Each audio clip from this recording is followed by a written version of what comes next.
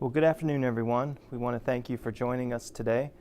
Before I get started on the presentation, I just want to say we are here with our partners from the Virginia Department of Motor Vehicles, and we appreciate the time they've taken to be with us today. My name is Christopher Williams. I am the Assistant Division Administrator for the Structure and Bridge Division in VDOT's central office in Richmond. I am here today with our partners from the Virginia Department of Motor Vehicles to discuss new signage related to weight restrictions on bridges. I will discuss some changes made by the FHWA on how bridges must be evaluated, how VDOT has responded to those changes, and how it will affect our industry partners. If you have questions during the presentation, please feel free to send them via YouTube's live chat.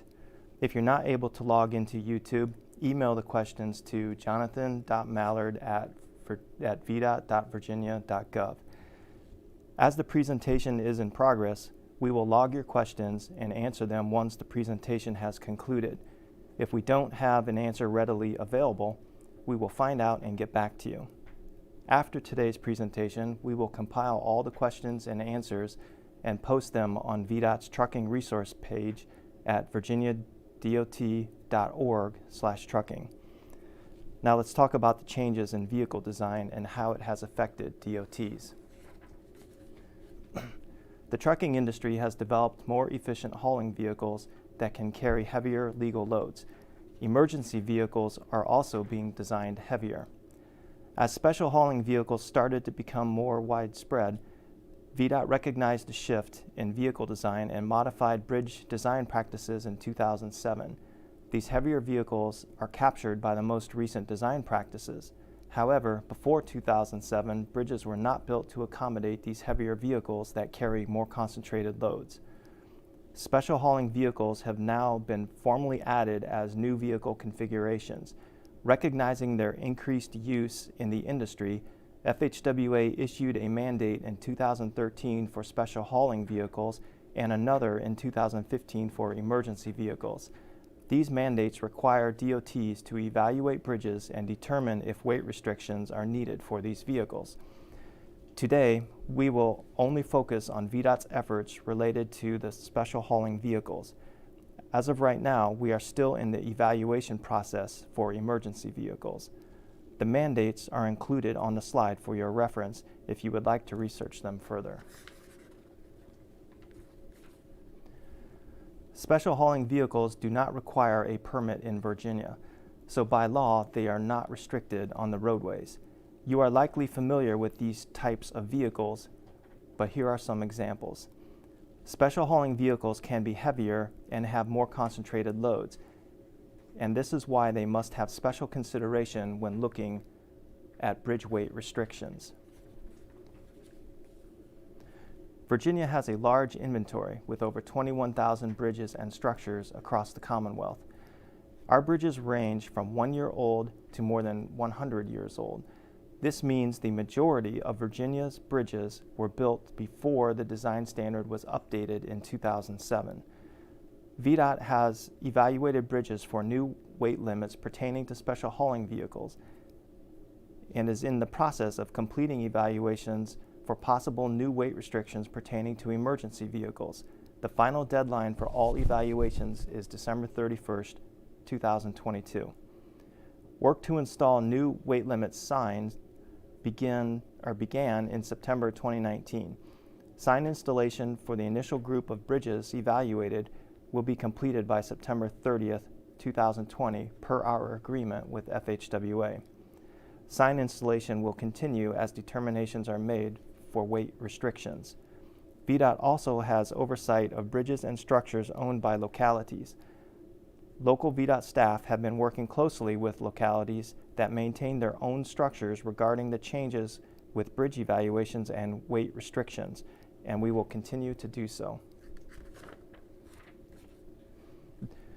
These changes present challenges to us and our industry partners, but we must remain flexible to ensure safety on our roads. Vehicles are heavier, and we must take this into account when we determine how much weight a bridge can carry. At the end of the day, this is an effort to ensure our bridges are as safe as possible. At VDOT, safety is always our #1 goal. Local VDOT district staff are reviewing specific changes to bridge weight restrictions from a system perspective to anticipate where acute issues for commerce may exist. Acute issues will be addressed if possible.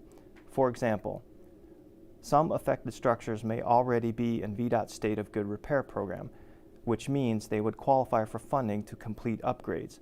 For those that are not in that program, it will be determined if something can be done to reduce impacts.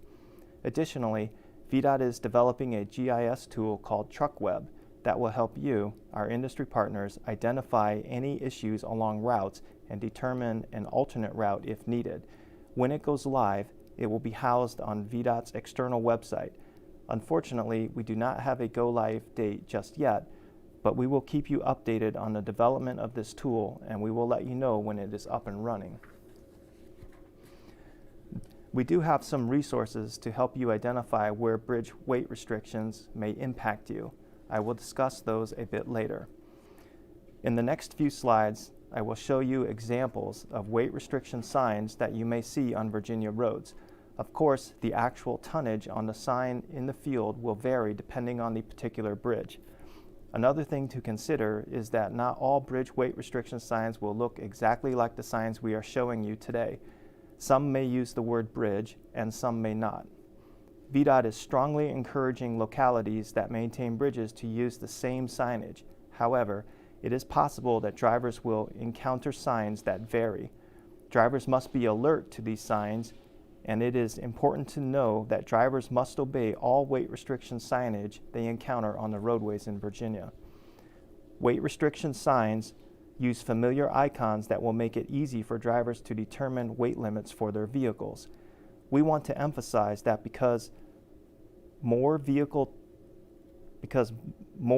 types are depicted on the signs, drivers should become familiar with them so they can quickly and easily determine what weight limit is applicable to their vehicle.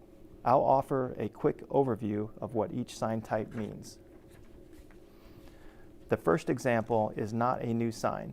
This one has been in use for some time, so drivers should already be familiar with it. It simply means that no vehicle with a gross vehicle weight greater than 10 tons may cross the bridge. The sign shown here makes two distinctions. The upper portion of the sign refers to single-unit vehicles with 2 or more axles of any configuration. According to this sign, these vehicles are limited to a gross vehicle weight of 22 tons. Again, the numbers shown here are simply examples. Vehicle types included in this category are cars, pickup trucks, panel vans. Examples of panel vans are UPS and FedEx trucks, box trucks, moving trucks, flatbed trucks, buses, dump trucks, concrete trucks, crane trucks, and others. The bottom portion refers to combination vehicles with 3 or more axles. On this sign, these vehicles are limited to a gross vehicle weight of 38 tons. Examples of combination vehicles include tractor trailers or semi-trailers, cars towing boats or trailers, pickup trucks with fifth-wheel trailers, flatbed trucks with trailers, etc. The third sign displays the most vehicle types. This is where it's most important for drivers to familiarize themselves with the layout of the sign so that when they encounter one, it is easy to determine which part of the sign applies to their vehicle type. In this example, single-unit vehicles with 2 or 3 axles of any configuration are limited to 22 tons. Vehicle types include cars, pickup trucks, panel vans, box trucks, moving trucks, flatbed trucks, buses, dump trucks, concrete trucks, crane trucks, etc. Single-unit vehicles with 4 or 5 axles are limited to a gross vehicle weight of 25 tons. This includes movable axle configurations that can be raised or lowered depending on loading, such as dump trucks and concrete trucks, and others, including crane trucks, concrete pumper trucks, etc. Single-unit vehicles with 6 or more axles are limited to a gross vehicle weight of 27 tons. Examples include movable axle configurations that can be raised or lowered depending on loading, such as dump trucks and concrete trucks, and others including crane trucks, concrete pumper trucks, etc. Note that movable axle configurations apply only if the axle is lowered.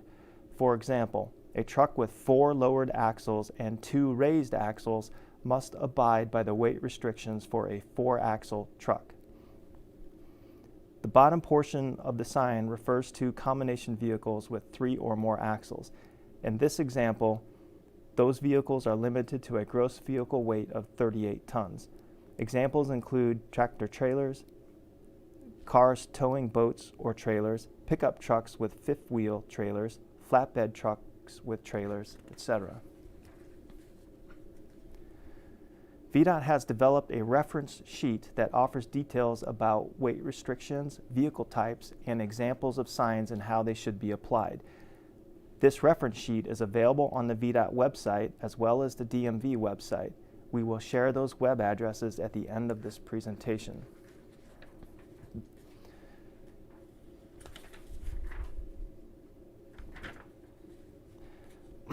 VDOT is actively engaged in this effort.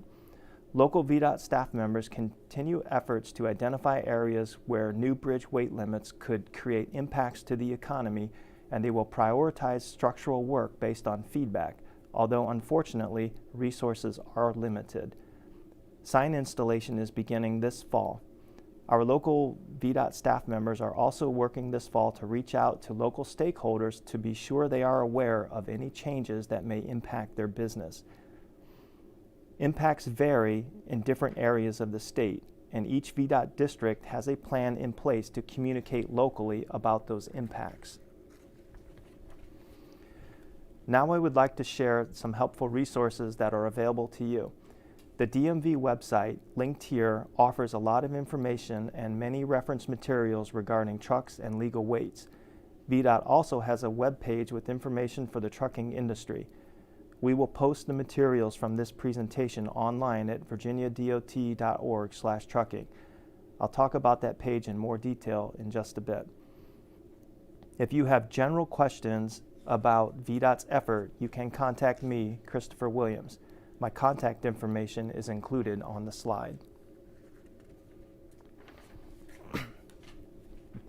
As I mentioned, VDOT's trucking resource page can be found at virginiadot.org/trucking. As you can see, there is a lot of information included on the page. We will also post today's presentation, the bridge weight restriction reference sheet I mentioned earlier, and a Q&A document based on your feedback today. You will also find resources here to help you identify where weight-restricted bridges are located. As I mentioned earlier, VDOT is developing a GIS tool called TruckWeb that is being developed specifically to help you identify where bridge weight restrictions could cause issues. Until that tool is live, we do have some other resources to help. A link on the VDOT trucking resource webpage will take you to a spreadsheet showing all bridges statewide with weight restriction signs in place. I've included a screenshot of both the link and the spreadsheet. This spreadsheet is updated with new weight restrictions, when new weight restrictions go into place. It is a live document, and it is the most up-to-date resource available. On this document, bridges are grouped by district. From the Trucking Resources page, you can also request a printed map showing bridges with weight restrictions. This map is updated twice each year. While the map is more user-friendly to view, it is a static document and will not contain the most up-to-date information. We would not recommend this resource if you are looking for the most recent changes regarding bridge weight restrictions. Finally, if you have questions specific to a certain location, you can learn more by reaching out to VDOT local district staff. On the screen, you'll see a map showing VDOT's 9 districts statewide and a representative from each district who can help answer questions about local issues. We are going through information quickly today, but as a reminder, it will be posted online for your reference. That concludes the presentation portion.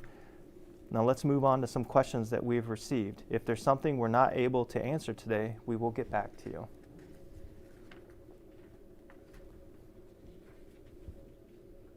Any questions?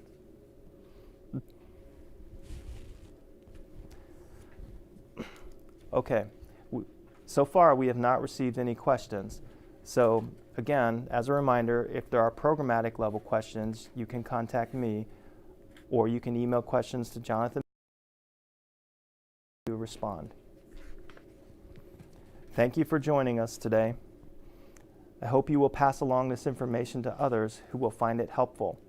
If you have any additional questions, please do not hesitate to use the resources we've shared today or reach out to us for more information. Again, as another reminder, we will be posting the information shared today, including a question and answer on the VDOT website at virginiadot.org/trucking. Have a great day, everyone.